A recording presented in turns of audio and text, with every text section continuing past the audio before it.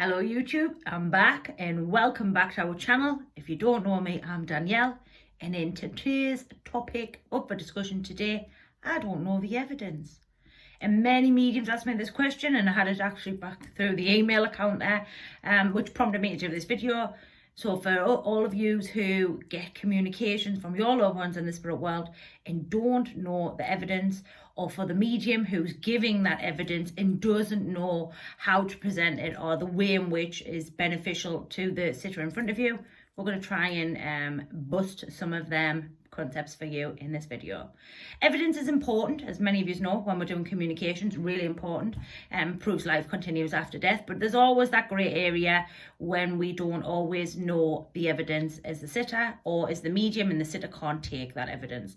There's a couple of strategies we can put in. So the first one we can put in is intention based, which is we only get the spirit world to deliver what we want for the sitter in front of us or for the room if you're doing a demonstration of mediumship. Or you can do it the way that I do it, which is you prove the evidence. So for example, if I was doing a communication and a said individual couldn't take a particular date that I was being given from the spirit world, I'll go back to my communicator and say to them, prove that for me. Show me how I can prove that to the sitter in front of them. And 9 times out of 10, the spirit world, because it's right, will always back me up and always help me to prove their evidence.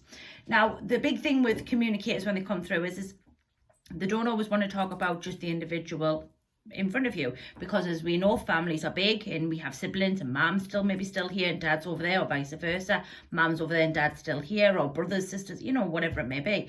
So the communicator is going to talk about quite a diverse range of topics, and sometimes as the medium, we've got to trust in the spirit world that what they're giving us is true, right, and accurate, and that they're not going to give us it unless it can be proven. Now, I have done a few demonstrations, and I will quote a book here. So Gordon Higgins's On the Side of Angels. It's somewhere here, folks.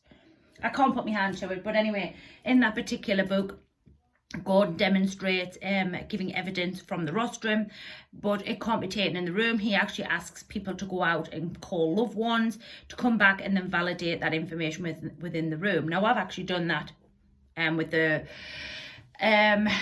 guidance of the presidents of the churches in which that I've worked in. I've allowed that, and they have accepted that, to prove that evidence can be placed not only inside of the room but also outside of the room. If you're going to do the latter, which is the intention of, you only want the information in the room or for the particular sitter, the problem could be with that is you could restrict your communicator.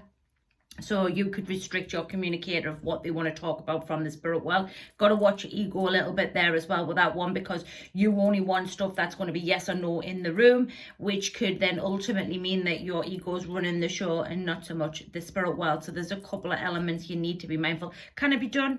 Yeah, but again, like I say, you're going to be strict in the spirit world. You're going to be saying, well, I only want certain, and I have no mediums who only bring through family members and they won't bring through anybody else, again, which sort of restricts the spirit world. Because if we use this intelligence that we talk about so heavily here on the channel, and I know it's talked about a lot in the movement, then we have to trust in the intelligence that the spirit world's going to know what to bring through, and that it can be proven and it is right, and that there is no issues or problems with the evidence that's being brought through from the spirit world. So being quite restrictive can get you a restrictive mind, which then can get you restrictive communications, which I don't think really many of you want here on the channel.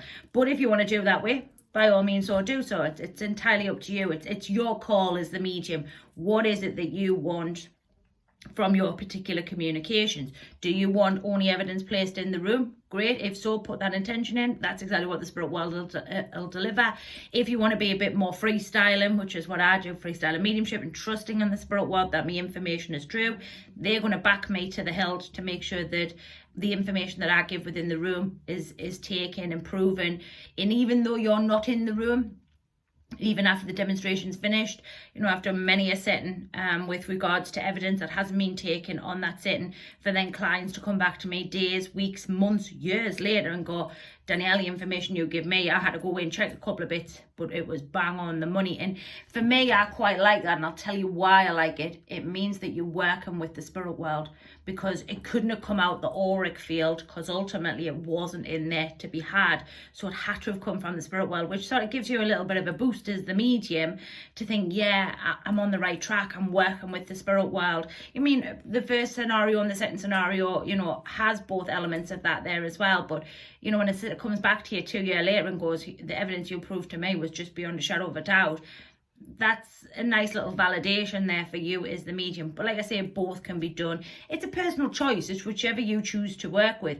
But always know, if you're going to do evidence that can't be taken in the room, there's always going to be the intelligence. So the spirit world's going to have brought that communicator, so that somebody within the family unit is going to know them, or somebody you can go away and prove or find out validations of that evidence. The spirit world will never send random communicators, because it doesn't serve the intelligence. And this video probably is one quite heavily on that spiritual intelligence. But there's a choice here, and I always like to do a choice when we're doing videos like this, because every medium's different and every mind's different and everybody's going to do it differently. It's just a personal choice that I do it the latter, not so much the other way.